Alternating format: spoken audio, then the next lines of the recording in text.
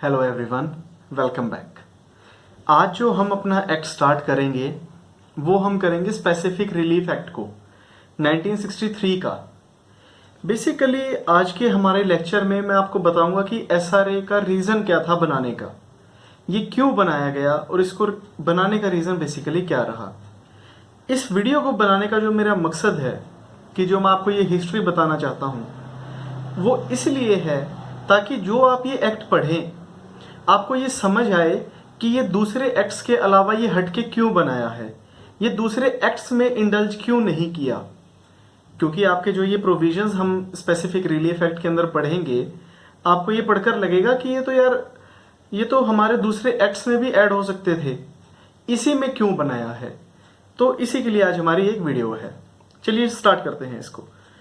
तो ये जो स्पेसिफिक रिलीफ एक्ट है 1963 का, ये जो है ये इंजर्ड पार्टीज के लिए बनाया गया है। Specific relief act is made for the injured party, कि जो पार्टी इंजर्ड होगी उसे जो रिलीफ चाहिए, स्पेसिफिक रिलीफ, उसके लिए हमारा स्पेसिफिक रिलीफ एक्ट ये बनाया गया। तो जो स्पेसिफिक रिलीफ एक्ट ये बनाया गया, तो इसके लिए ये क्यों बनाया गया, ये कहाँ से आता है, तो इसको समझने के लिए हमें 9th लॉ की कमीशन की रिपोर्ट देखनी पड़ेगी। 9th लॉ कमीशन की जो रिपोर्ट है 1958 में जो ये रिपोर्ट थी, ये जो थी ये सबमिट की गई थी और 1963 में ये प्रोसेस में आ गई। 1958 में इसकी रिपोर्ट सबमिट हुई थी 9th कमीशन में और 1963 में ये हमारी कंप्लीटली एक्शन में आ गई। तो इसमें हम बात करते हैं कि जो ये हमारी हिस्ट्री क्या थी। इसकी हिस्ट्री डिस्कस करने से पहले हिस्ट्री में हमारा ये है कि जो इस टाइप के मैटर होते थे स्पेसिफिक रिलीफ के लिए, तो वो before the specific relief act वो डिसाइड कैसे होते थे, तो वो डिसाइड होते थे हमारे जस्टिस एंड इक्विटी पे।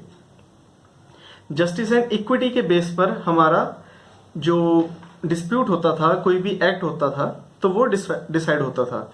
तो उससे पहले जो उसके बाद हमारा 1877 में स्पेसिफिक रिलीफ एक्ट बनाया गया। अब आप कंफ्यूज हो रहे होंगे 1877 और 1963 में कि एसआरए, तो क्योंकि हमारा, अगर आपको ये पता होना चाहिए कि जो हमारा स्पेसिफिक रिलीफ एक्ट है ये 1877 में आ चुका था, क्योंकि ये 1877 में आया था 1963 तक इसमें मल्टीपल एग्जाम्पल्स थे।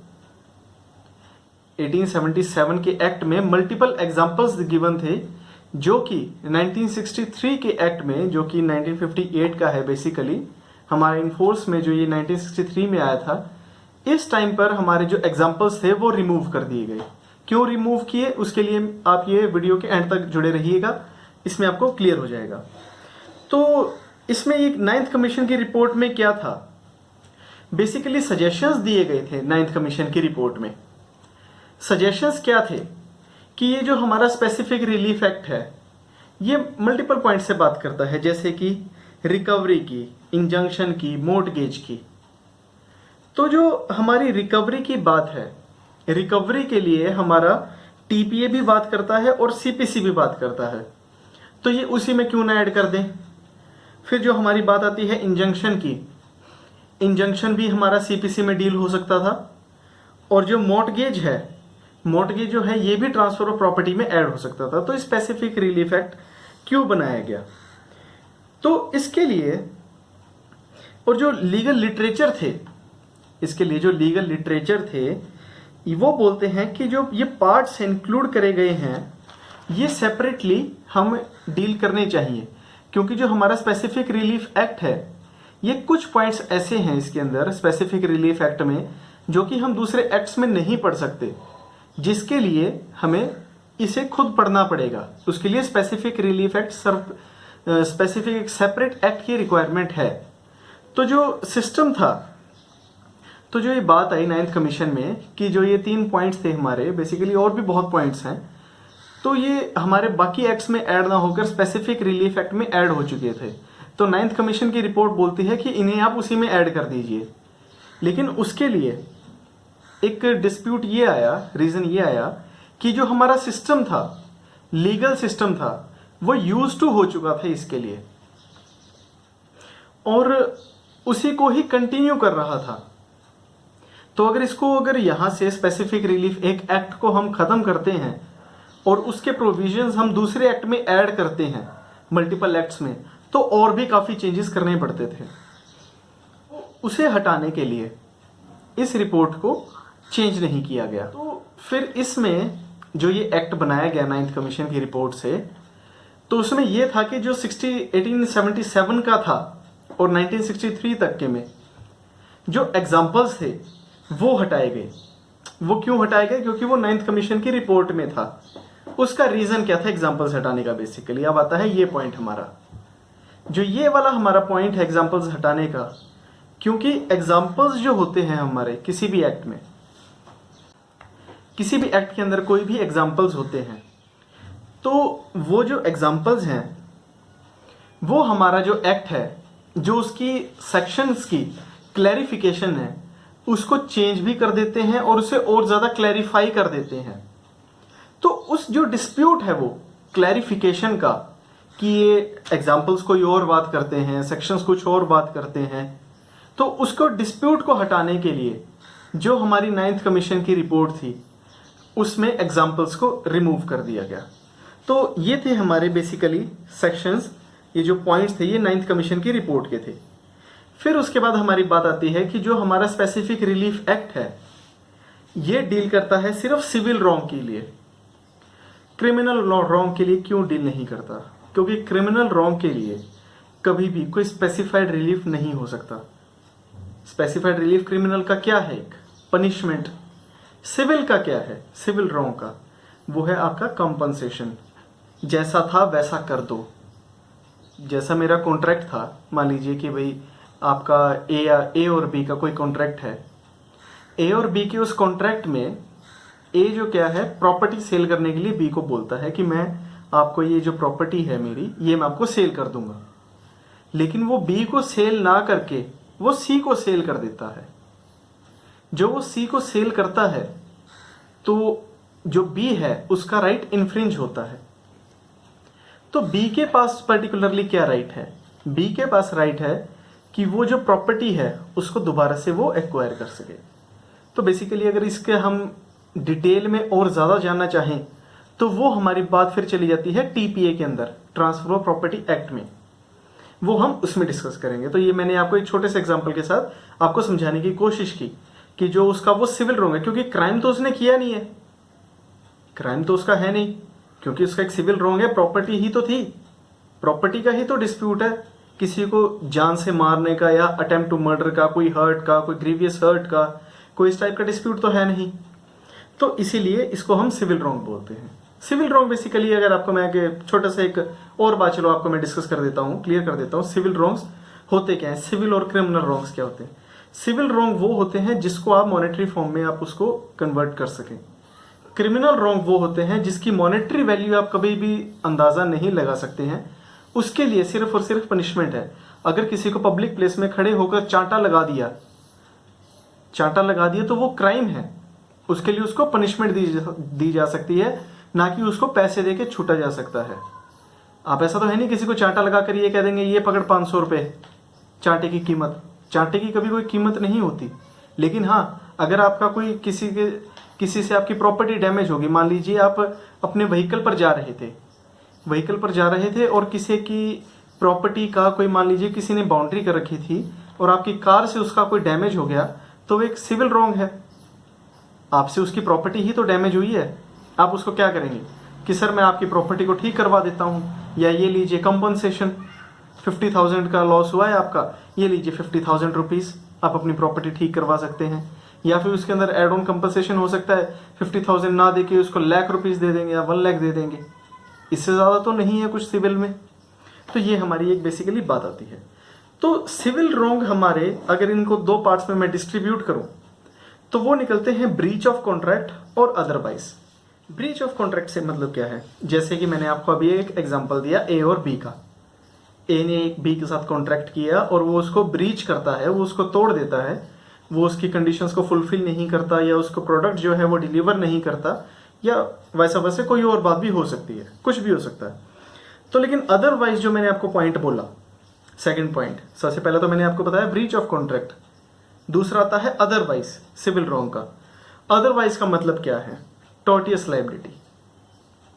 जो टॉर्टियस लायबिलिटी होती है उसके लिए भी आपको रिलीफ दिया जाता है, और जो हमारा ब्रीच ऑफ कॉन्ट्रैक्ट है उसके लिए भी आपका रिलीफ है। तो उस रिलीफ को, पर्टिकुलर रिलीफ को डील करने के लिए स्पेसिफिक रिलीफ एक्ट ये हमारा बनाया गया है। तो ये थी हमारी एक सिविल रॉन्ग की बात। तो जो हमारा इसके बाद नेक्स्ट पॉइंट आता है, तो फिर हमारी इसमें बात निकल कर आती है एक स्पेसिफिक रिलीफ एक्ट 1963 की, कि जो ये 1963 का एक्ट है ये कोई एक्शन क्रिएट नहीं करता है और ना ही ये कोई राइट क्रिएट करता है कोई सिविल लॉ के ऊपर। तो इसको अगर मैं इंग्लिश में आपको बोल के बताऊं तो ये बोलता है specific relief act 1963 does not create any cause of action. ये मैं आपको क्लियर कर दूं, ये जो मैं आपको बोल रहा हूं ये मेरी अपनी ट्रांसलेशन है, आप इसको कहीं भी यूज मत कीजिएगा प्लीज, किसी एग्जाम्स में या किसी अपने पेपर में, या आप अपने नोट कर सकते हैं अपनी अंडरस्टैंडिंग के लिए, सिर्फ आपको अंडरस्टैंड करने के लिए मैं अपने इजीएस्ट फॉर्म में आपको ये बता रहा हूं। तो ये है कि specific relief act 1963 does not create any cause of action as such, rather a right created by some other civil law is violated, and since the law does not provide the adequate remedy we go into SRA। तो ये हमें बताता है कि जो हमारे other laws हैं वहां पर जब रेमेडी नहीं मिलती तो हम स्पेसिफिक रिलीफ एक्ट में आकर हम उसे अपना लॉ जो अपना राइट जो है वो हम मांग लेते हैं। तो इसीलिए इसको बोला जाता है स्पेसिफिक रिलीफ एक्ट। तो इसको स्पेसिफिकली इसीलिए एसआरए का नाम दिया गया है क्योंकि इसके अंदर एडिक्वेट रिलीफ जो है वो कंपनसेशन नहीं है। ये जो हमारा पॉइंट है एसआरए है कि जो ये बात बोलता है the person require that particular determined relief which can't be covered by the compensation, कि जो वो कंपनसेशन से भी कवर नहीं हो सकती। सिर्फ कि आपने किसी को लॉस कर दिया, किसी का कॉन्ट्रैक्ट ब्रीच कर दिया, मान लीजिए ए और बी का एग्रीमेंट था, वो कहता है कि भाई ये लॉ का ब्रीच हो गया, आप ये लीजिए कंपनसेशन। वो बोलता है मुझे कंपनसेशन चाहिए ही नहीं, मुझे तो अपना कॉन्ट्रैक्ट ही कंप्लीट करवाना है, I need the completion of that particular contract. तो उसके लिए हम स्पेसिफिक रिलीफ एक्ट में बेसिकली आते हैं। तो स्पेसिफिक रिलीफ एक्ट है जो हमारा, ये हमारा बात करता है कि जो हमारा कॉन्ट्रैक्ट है, जो एग्रीमेंट है, इसको फुलफिलमेंट करवाने की। तो इसके बाद हमारी बहुत इंपॉर्टेंट पॉइंट आता है एक, कि जो एसआरए है क्या ये सब्सटेंटिव लॉ है या ये प्रोसीजरल लॉ है। ये बहुत ही कंफ्यूजिंग पॉइंट है, आप इसको ध्यान से सुनिएगा कि ये जो एसआरए है हमारा, क्या ये सब्सटेंटिव है, क्या ये प्रोसीजरल है।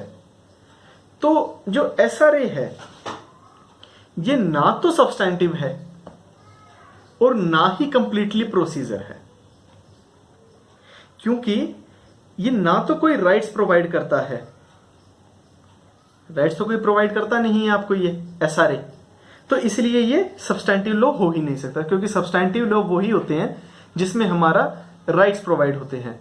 और ना ही हमारा प्रोसीजरल लॉ है, क्योंकि हमारा स्पेसिफिक रिलीफ एक्ट जो है कोई प्रोसीजर भी नहीं बता रहा है। लेकिन इसके लिए अगर आपको एक समझने के लिए, तो आप इसमें कंफ्यूज रहेंगे कि तो ये हम इसको कैसे माने, सब्सटेंटिव माने या फिर इसको प्रोसीजरल माने। तो उसके लिए जो हमारे रिस्पेक्टफुल मुल्ला ने जो बुक लिखी है, मुल्ला की जो बुक है, वो हमारा मेंशन करता है कि ये एक प्रोसीजरल लॉ है, इसको हम प्रोसीजरल लॉ ही कंसिडर करेंगे, क्योंकि ये हमारा जो रिलीफ है उसी को प्रोवाइड करने का जो है प्रोसीजर बताता है। लेकिन इसके अंदर एक हमारा जो स्पेसिफिक रिलीफ एक्ट है, इसका हमारा जो सेक्शन 6 है, उसके अंदर एक छोटा सा हिंट है जो कि हमारा बोलता है कि ये सब्सटेंटिव लॉ भी है, जो कि बोलता है but there is a point in section 6 of the SRA which says that it is a substantive law. तो अगर आपको इसको समझना है, कहीं पर अगर आपको एग्जामिनेशन के अंदर भी आ जाए कि एसआरए जो है हमारा सब्सटेंटिव है या प्रोसीजरल है, तो आप वहां पर अगर दोनों ऑप्शन है कि सब्सटेंटिव और प्रोसीजरल, तो आप दोनों पे टिक लगाएंगे। लेकिन अगर उन दोनों की सिवाय एक ही है कि या तो सब्सटेंटिव या प्रोसीजरल, तो आप सिर्फ और सिर्फ प्रोसीजरल पर ऑप्शन को टिक कीजिएगा। यही था बेसिकली हमारा तो एसआरए की हिस्ट्री का। आई होप कि जो मैंने आपको ये हिस्ट्री बताई है, जो इंट्रोडक्शन दिया है, वो आपको क्लियर हो गया होगा। और ये जो क्लैरिफिकेशन है ये आप अपने बैक ऑफ द माइंड के अंदर जरूर रखिएगा, क्योंकि इसी क्लैरिफिकेशन के बेस पर आपको सारा एक्ट जो है वो समझ आएगा। बहुत ही इजी एक्ट है, हम आगे के अपने लेक्चर्स में इसे और अच्छे से समझेंगे। Thank you so much, bye bye, take care.